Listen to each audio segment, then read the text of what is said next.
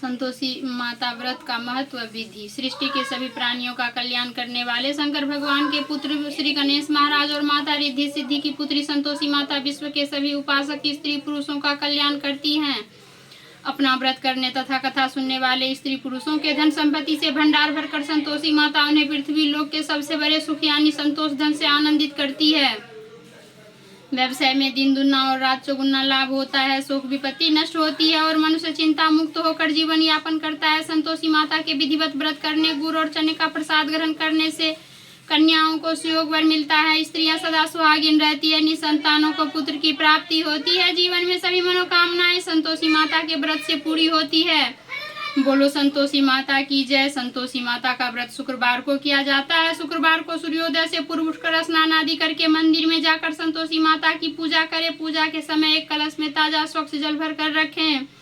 उस कलश पर एक पात्र रखें और उस पात्र में गुड़ और चने भर कर रखें। घी का दीपक जलाकर संतोषी माता की कथा सुने या स्वयं पुस्तक पढ़कर उपस्थित भक्तजनों को व्रत कथा सुनाएं।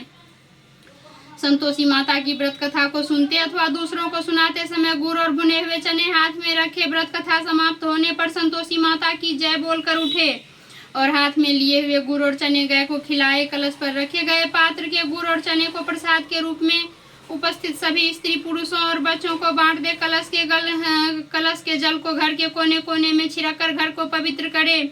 शेष बचे हुए जल को तुलसी के पौधे में डाल दे। संतोषी माता के व्रत में खटाई का किसी भी रूप में प्रयोग नहीं करना चाहिए। संतोषी माता के प्रसाद के लिए 1.25 रुपये के गुड़ और चने बहुत होते हैं, क्योंकि संतोषी माता अपने भक्तों के 1.25 रुपये के गुड़ और चने का प्रसाद को बहुत पसंद करती है। संतोषी माता भक्तों की मनोकामना को बहुत महत्व देती है। सच्चे हृदय से व्रत करने वाले स्त्री पुरुषों की मनोकामना संतोषी माता बहुत जल्दी पूरी करती है। संतोषी माता की अनुकंपा से जब व्रत करने वाले स्त्री पुरुष की मनोकामना पूरी हो जाए तो उसे व्रत का उद्यापन करना चाहिए।